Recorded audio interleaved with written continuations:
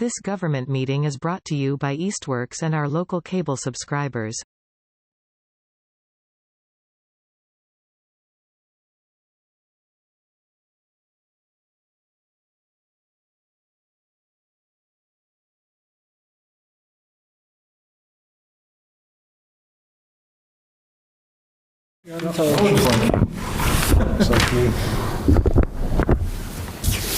Good evening, everyone. Good evening, those visiting on Channel 191, Easthampton Media. I'll open the Wednesday, February 21st, Town of Southampton Planning Board meeting. Members in attendance: Dan LaValle, Stephen Johnson, myself, Paul Diamond, Paul Fergal, and Mark Darnold are not available.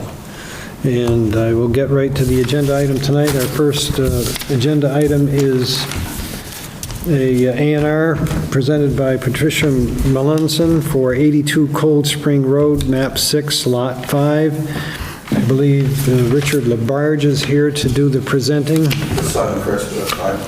And Chris Labarge. oh, Chris Labarge, I'm sorry, I thought it was Richard. That's our business. Okay. Chris Labarge is here to present. So if you want to get up to the podium, Chris, and just explain what you're going about. We have the plan in front of us.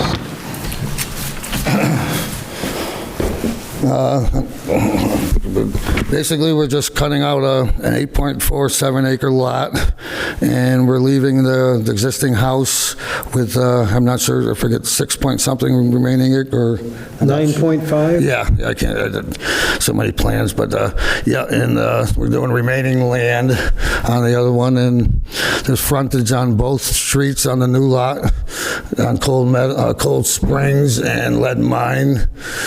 And the existing house is set back, and the sides are set back for this, for the zoning. And I don't know, that's basically what I can explain. I don't know what else to explain. This is kind of new to me, too. So, is it the plans to be building on this 8.47 or a structure on it? Yeah. Okay, is it going to be the frontage on, obviously you can do it on either one, but do you know which side it'll be on? All right, question is, the driveway would enter off of Cold Spring. So is that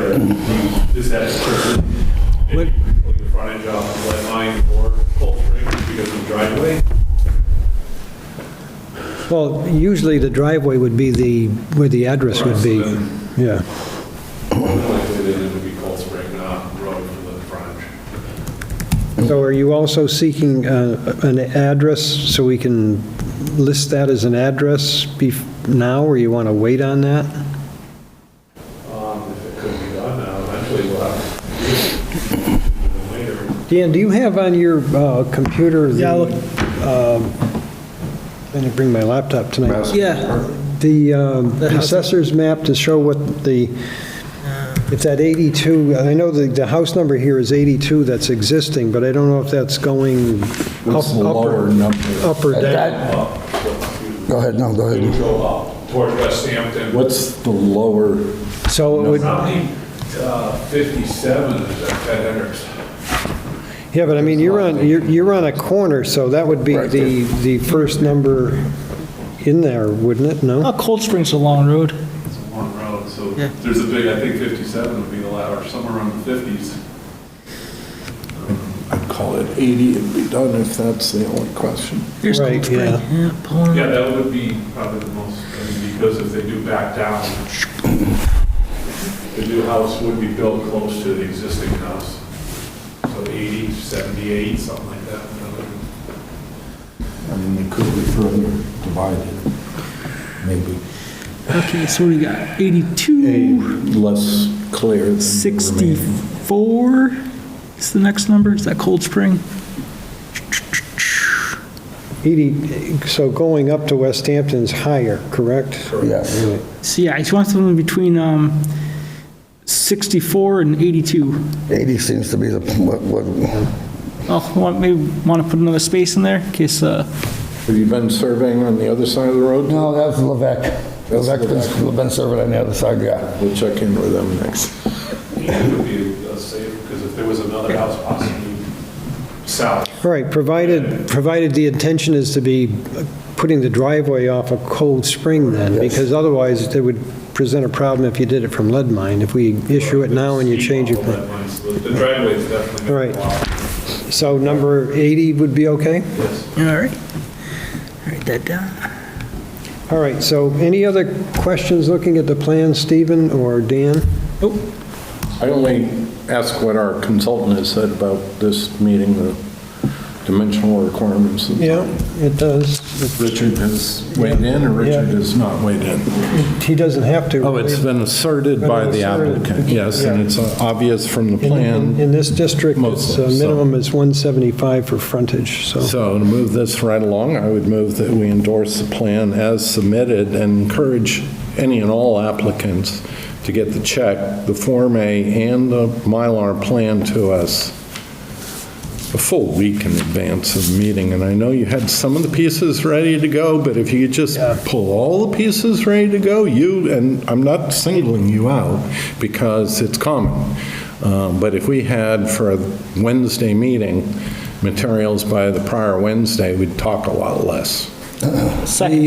Just for your own edification, Mr. Salvini did send me, he scanned in a copy after the fact, but in the future, if you subdivide any more land, the A&R Form A and the plan has to be electronically sent as well in advance, a week before the Did I say meeting. that? I didn't even read it because he did it. I mean, if it says it on there, I'll just make sure he knows that. He's out of Westfield, so I'm not sure he's familiar with our system, but Out of Chester, actually. I don't know what it says you must do, but it's That's available. what you guys want to do. That's It's on the easy enough. website, yeah. the Form A. I'm more of an outside worker, so this is new to me too, so, I'd prefer to be outside, but somebody just got to make sure the ends meet. And yeah.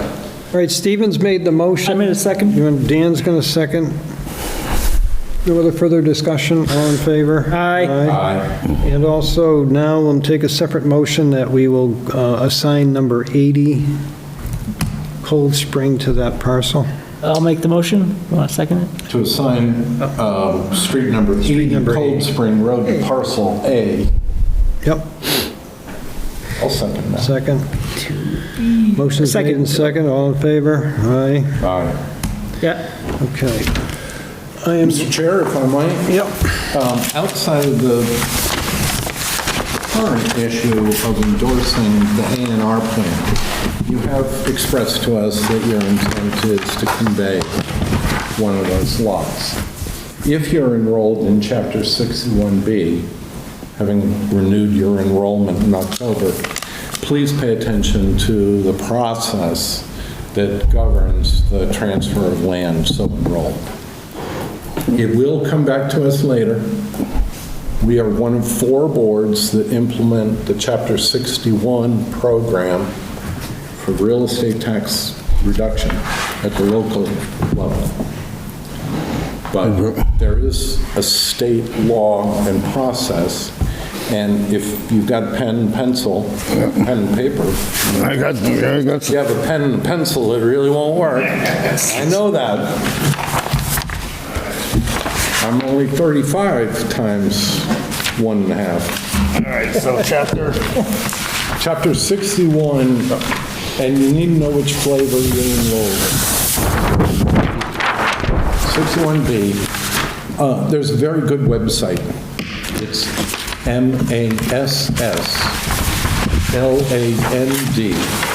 massland.org.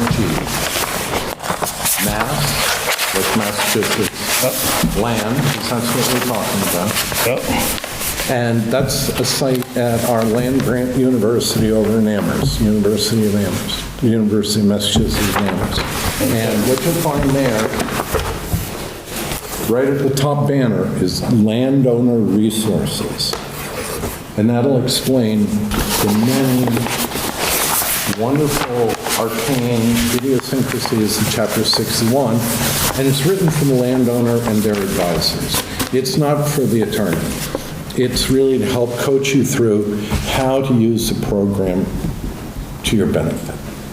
But there are things you just need to pay attention to if you're contemplating a transfer, that's all.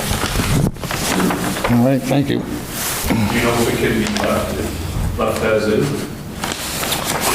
Whatever the landowner's future plans are should guide that question of, I believe the entire property is enrolled in Chapter 61B for the current year.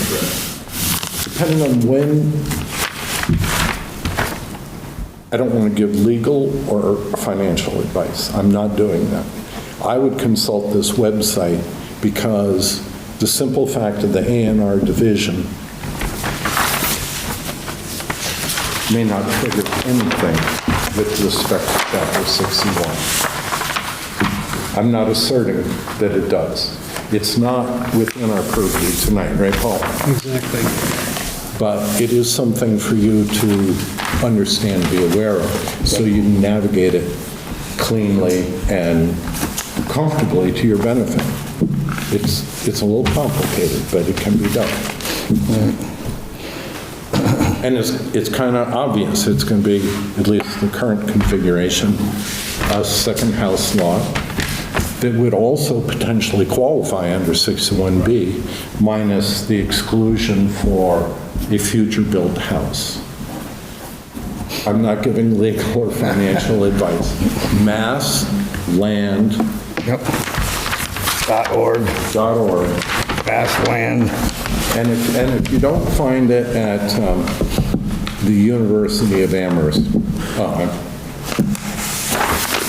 you would get to the Land Trust website. Land Trust website? Okay. The website I mean to mention to you is masswoods.org. So it's not the, Now, MASSWOODS, I'm so sorry. no problem. .org. Mass Words. Masswoods, Woods. yeah, Okay, woods.org. yeah. I think you'd find equivalent guidance in either place, but Masswoods is clearly written for the land. Okay. Can you check that out? Sorry it took so much time. No, that's fine. It's not really germane, but I don't want people to get frustrated. Yeah, no, it's good advice. Thanks. Okay, you're all set, you're good to go. I've got your signed copies here, one for the registry and one for you. Thank you very much, guys. You bet. Good luck. Good luck. Thank you for the Oh, yeah. information. You bet. Good luck. All right. Take care, good night. Thank you.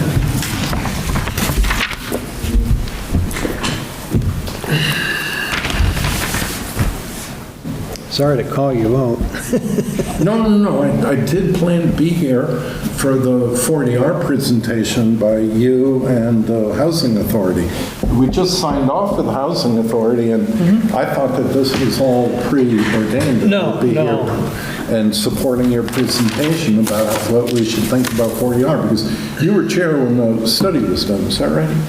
No, I was on the board 1 year when the study took place. I see. No, I couldn't do that without housing at a joint meeting. Of course I should be involved, yeah. I thought Richard might be here tonight, but he still is not prepared to start anything with the review of solar or any of those other issues. Solar Run, I thought might be here. Are they online? Do they zoom in, or do they show up in person? Because last time when I talked to them on the technology board, they just called in. Oh, they won't come in person then? They might. Well, That's how they did it last time. I'll see if I can firm it up, but I thought maybe he might be here in person, but that didn't happen. Yeah, I don't know. I don't have any warrants, and I don't, anybody got any committee reports? I'm good. Anything of importance? No? Many. Let me try and focus. I mean, that's pertinent to the board anyway. No, of course. This board, I lose track of where I began. I know the Housing Authority has questioned whether we might adopt a 40R district, which by my assessment, requires something other than individual private septic systems to achieve the density vision. So we've got that. The Board of Health mentioned that they have some failing septic systems in what I'll call the village, if you will, in the area of Down here? Zero College. I call this area the campus. The village would be north of here by Cumberland, Dowd Insurance, and the property we call Zero College Highway. Really? So I call that the village. Why would you call that the village when the zoning is called village down here? I'm sorry, I haven't read all of the glossaries. There are 3 areas that I think can't reach their full economic development potential or housing potential without something beyond private septic, which will require a multi-million-dollar investment either by the project proponent or by the town as it prepares the way for its economic development. Provided there's no multi-million-dollar grant money coming our way, huh? No, I would say reliant on significant state and federal funding. The problem is it doesn't tend to be there at the first instance when you're trying to evaluate the possibility. It comes in for the construction. So we've got a growing list of questions to be answered about how these already somewhat densely developed areas mentioned in our master plan might evolve to accommodate further economic development and housing. Sewerage is the limiting factor. The plan that we've seen for Zero College Highway calls out the DEP limitation, which is 4 bedrooms per acre, the design standard 110 gallons of sewage per bedroom. The 4 bedrooms per acre does not equate to 10 units per acre, which is the premise of 40R. So to achieve the density of housing and or mixed uses, which might introduce commercial and industrial effluent, not industrial, commercial of various sorts, restaurant, we've got to solve the septic. And the Board of Health asks the Select Board to look into extending sewer down the Greenway. I saw that memo. Somebody asked you to ask the Greenway Committee about extending, and our outgoing town administrator popped the question to our outside town council and got a screening answer that says, you did not acquire those rights. Right. Fine. That's one attorney's opinion. That's why there's a world full of attorneys, including those working with the Rails to Trails Conservancy, who are expert on the arcane constrictures of rail banking. It's not abandoned where we own the whole damn thing. It is, as you well know, rail banked, and it could revert to a railroad operator. Right. So our stricture is not to confound any future conversion back to railroad. So within a 100-foot wide right-of-way, at least that's what we have through the Labrie property for the Greenway, within a 100-foot right-of-way, you have maybe 50 that is the tracks and the ballast. Of course, then you have a bar pit on the side to convey the stormwater. But the concept that running a collector sewer line along the railroad grade that follows the river, just, it screams out in cost efficiencies compared to going over hill and dale in a state highway. So you can pick your poison. Which challenge do you prefer? I mean, both should be explored, as well as packaged treatment plants, and I see some evidence that the town has asked for technical assistance on what I would say would probably be proponent-sponsored treatment plants. Multi-million dollars. And I think we have a better prospect. Easthampton is a very willing partner that, based on the advice of city planner, city engineer, and next step is DPW director, to drill down to the questions that Dan identified. Well, how big is the pipe that we'd be plugging into? How much capacity does the pipe have? And how much does the treatment plant have? These are essential questions. So those haven't been answered yet. I just wanted to update you that I'm forging ahead with the support of the Housing Authority to meet with the Water Department in Easthampton to just explore some of the basic numbers that we would feed to an engineer to do a feasibility study. Because Sierra Simmons from Housing said she didn't see anywhere in the plan where, sewer had anything to do with it, but I guarantee you that it did.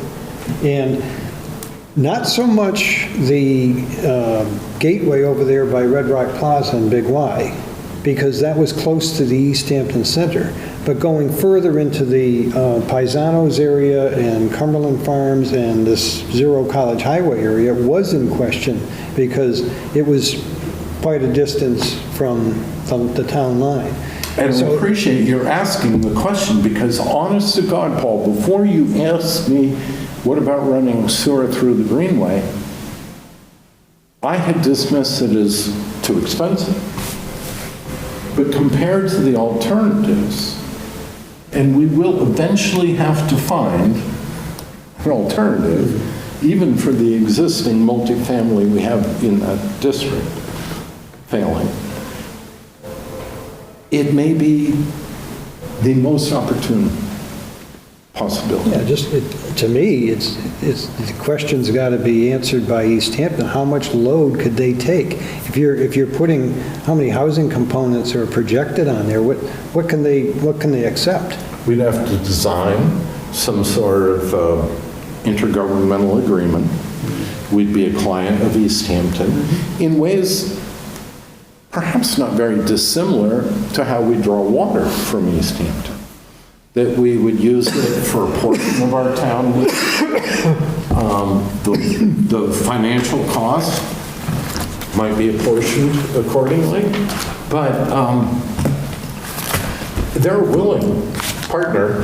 We'd probably have to participate not only in an annual cost, but in a build-out plan for their sewage treatment plant. Now, with all of this hypothetical down the road, this still is not going to solve the issue of Zero College Highway if the landowner there wants to move on development of it.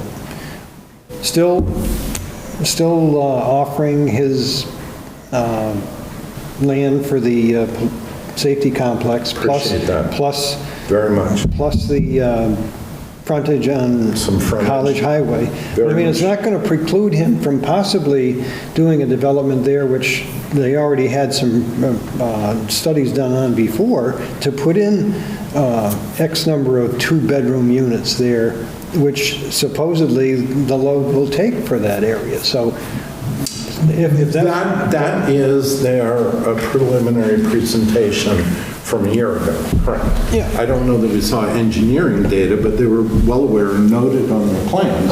I'm assuming that they did their homework on that before they sent the design. But that being the case, it was either that or Plan B was to put in lesser units, but of 3, 4, and 5 possibly bedroom homes in there, which To me, the stats I saw was, it was 6 and 1/2 dozen other. You're going to get a load from X number of units here, or you're going to get the same load from X number of units here, depending on whether they're 2-bedroom or they're 4-bedroom. And we don't have a lot of control over that if they meet the performance criteria. The way we would get control is to purchase the property. Yes. And then to let out for RFP, please bring us a program of affordable housing of this mix of units and affordability on these 8, 10, 15 acres that is compatible with our public safety building and whatever other uses emerge as viable. But, you know, Paul, the problem is no one in this town is tasked with creating vision and knitting the pieces together. So I really want to take this moment to say, I don't want to cross anybody, I don't want to step out of any lines of authority, but lacking clear accountability or responsibility for someone to pursue this long list of questions. The Housing Authority said, Stephen, sure, make contact with Public Works in Easthampton, let's talk about these capacity issues. I had no authority really to talk to Alex Fagnold at Time Bond about the design of the Greenway, but I did ask him to think about what this would entail. What would a feasibility study even look like? What should we specify? And if you were doing it, what would a feasibility study cost that would get us to a projected range of costs for such a sewer line? Well, as far as the 40R, and I'll discuss it with Richard Harris, he would know from that study, which was quite comprehensive, as you saw, what it would take to maybe resurrect that to at least address the gateway portion of the Red Rock area, which was done, because the center of town here, which we, at that time, we called it Midtown, was the term was used for Midtown. Midtown, we didn't go any further with it because, again, the people from PVPC thought it was a crapshoot to even go that route, not having infrastructure. Right. So the very least that we could do is ask Richard to look through that report and what it would take to, because all the study was done, how to apply for it and how to go forward to see if, provided Easthampton will accept the sewer, and then go from there, and maybe we can start with 40. And I'm very much looking forward to the presentation about 40R and what its benefits for Easthampton are. So the Housing Authority will join you in presenting that at our next meeting on March 27th. Would you please mark on the 27th of March that we'll hear from the Housing Authority about 40R? Is that what their plan is? Yeah, they're gonna meet with us, so, Isn't that what we just voted? yeah. They'll meet on the 20th and prepare for our meeting on the 27th? So 27th you're talking? Is that our next, or did I miss? So pull up the calendar. 27th of February? No, March. March is 20. So what's the 20th then? The Housing Authority meeting to prepare to, Oh, prepare it, all right, Yes. because we have a meeting that night too, so. on the 20th? Okay. First and third is when we meet, and that's the 20th. Okay, I thought I might have had a scheduling problem in my calendar. So they did for sure agree to meet at 6 o'clock on the 20th.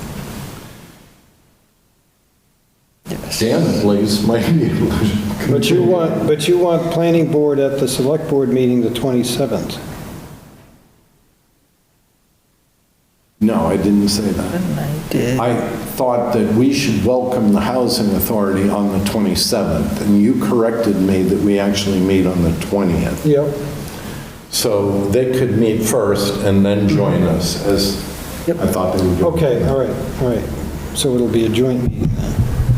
Correct. And you'll convey that to Sierra, yeah? Conveying it, Committee here. conveying it now. In a minute. We're plugging it all together. And that would be, well, for us it'd be 7, but you guys will meet at 7 anyway. It's 6 o'clock. I think you bring up a good point, and it gets back to, Paul, something you talked about during your presentation to the select board, when you mentioned it would be good for the town to have a planner. Maybe that's through partnering with other towns to get that role filled, but having someone in that capacity could start thinking about the future growth of this town. As volunteers, I think we can provide guidance and advice, but that's really something to focus on as a job. So at least my recollection from the conversation with the select board on that topic was they weren't opposed to the idea. The next step would be to submit the paperwork with the job description of the role that we're looking for to... Which I did, by the way. Oh, okay. Did I copy you people on? Maybe I didn't. Perhaps not. I sent me. Did I? I'm going to digress and say I cannot reply to anything sent to the planning board. Yeah, all right. I have to go this crazy out to Gmail, but anyway. But anyway, Yes, I got it. did. I sent it to Ed, I sent it to Select Board. Great. And I just took information that I found on 2 other websites for towns even smaller than us that have these land use people and go from there. You know, I realize more than anybody, the town's strapped for funds. So you gotta, you know, the salary is the biggest thing in the benefits. That I understand. But the long-term benefit of something like that for all the boards involved, because we can't, the wheels of progress, to me, can't move forward with volunteers like they used to 20 years ago. Yeah. Because there's too much going on. Yeah. And the people in charge know a hell of a lot more than I do, excuse my French, Yeah, it's all good. with, when it comes to mass general law and grants and all this other stuff. I'm not that smart. That's not my Yeah, forte. people go to school for just that No, I did subject. not. Yeah, it's the thing. And that's why we probably missed the boat on a lot of different things in this town because we don't have somebody that picks up on it. Yep. And where funding can come involved, so I don't know. No, I'm Well, excited Sierra to see. mentioned that with respect to Zero College Highway or something, maybe we could even get MassWorks or One Stop grant making involved. That's a given. It must be. There's a whole host of plans or programs And who's there. going to do it?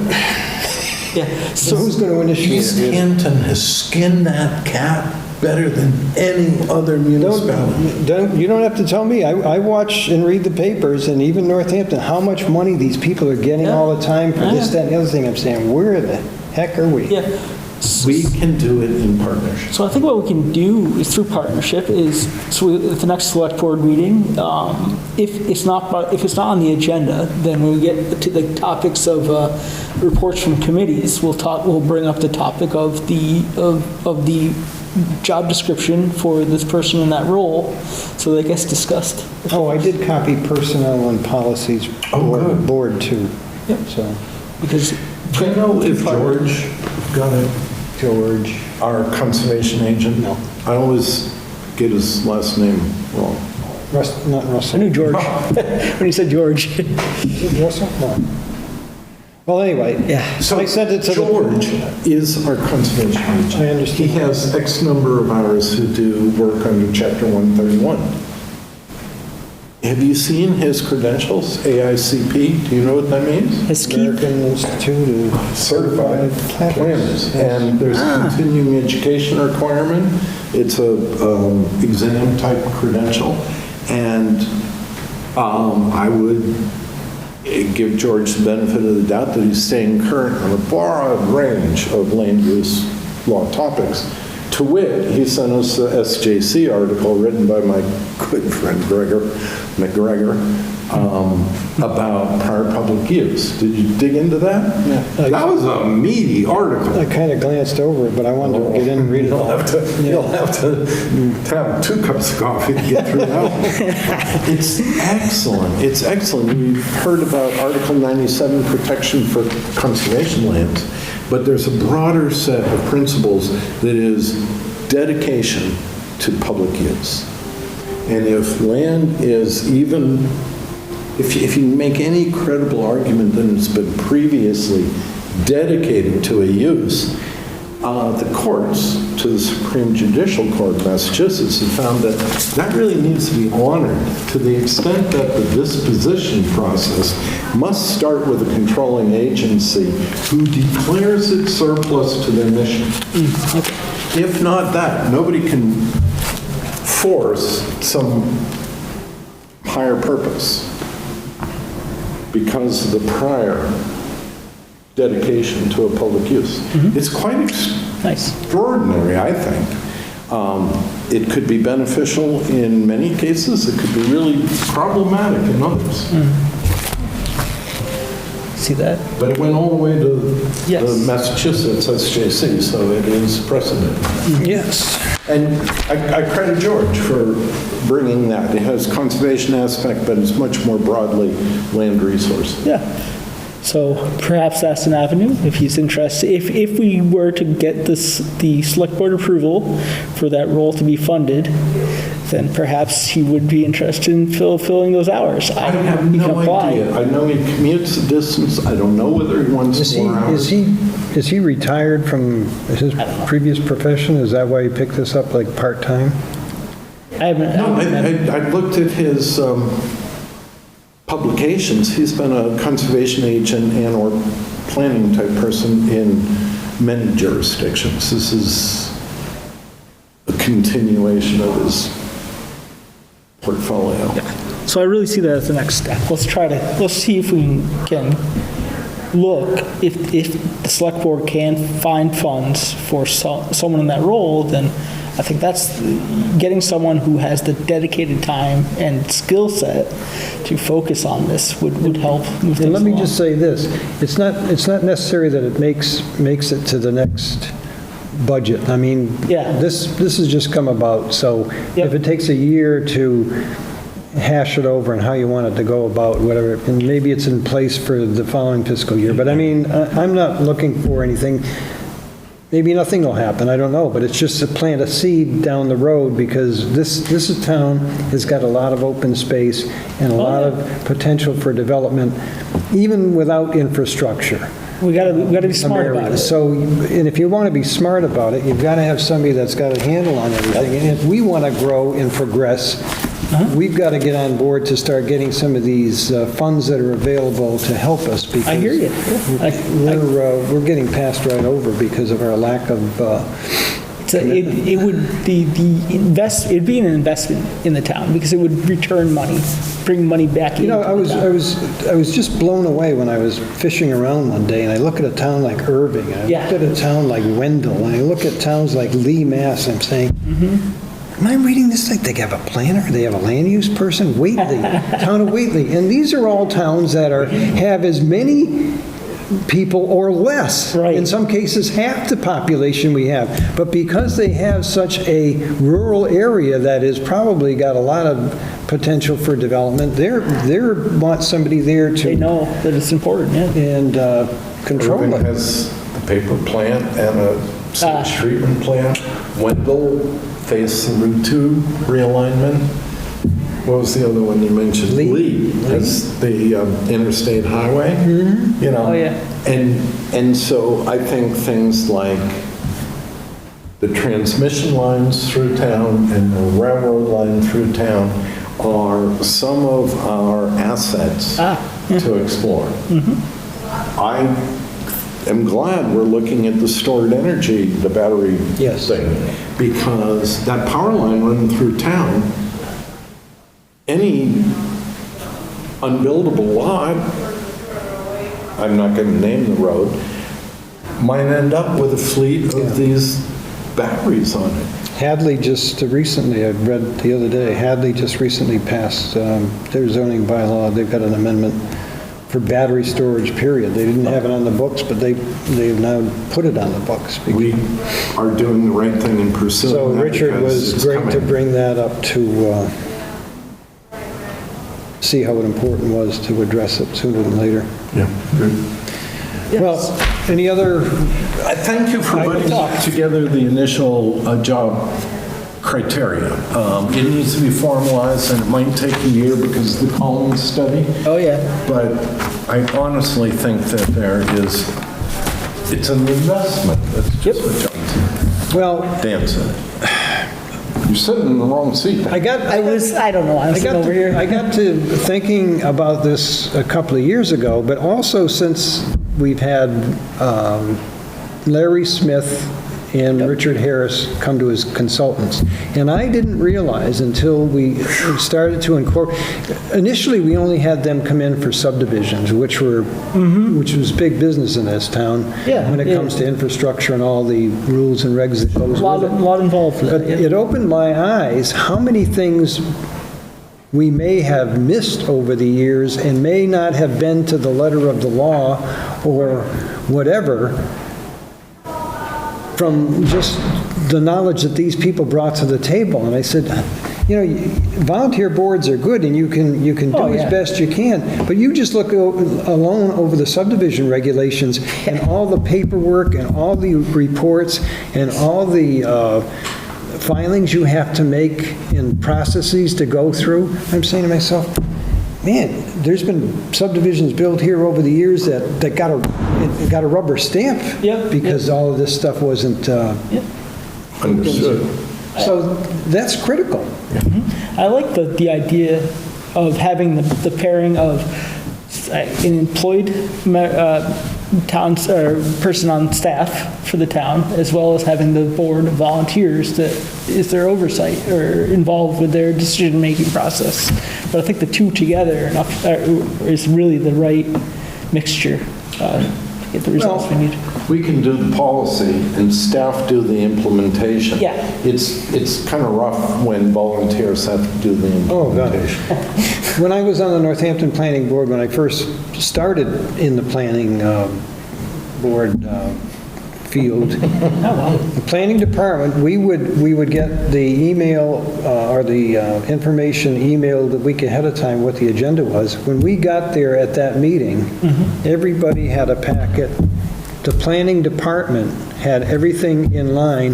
The planning director sat right next to the chairperson. The chair ran the meeting, but the technical person was there to move it along in the steps it had to make sure. So the board heard it, the board discussed it, they heard the public, and the board voted on it. But the person was there to keep them on the right track and have the information and the criteria they needed. Absolutely. So it was not the burden that it is now, especially for the chairperson or whoever else is handling it. Yeah. Because now you're answering the phone calls, the emails, and Imagine. I don't, I retired. I don't need a part-time job. I wasn't looking for one, but it's getting to be Yep. more than Yes. I signed on for. Yeah. We could easily have a 40B proposal. Yeah, they can write that up. Yeah. The limitation is sewer, and so people aren't really looking for that kind of density here. But we're not staffed to address that. Yeah. If the town wanted sewer, that person could work to pursue that, if that's who we see as the vision for the town, whatever it may be, we have to have the, Right, they would be staffed to the ZBA, which is the permit granting authority under 40B, but we all have to rush to do this, what do you call it, integrated review. It's not that we don't have any say, it's that we all have to coordinate. Who's going to... We need staff. Well, someday, hopefully. Well, I think we've come up with a good framework, and let's keep working it. Motion to adjourn? motion to adjourn for me. Second. Second. Aye. So All right. moved. Good night. We keep them up too long, don't we?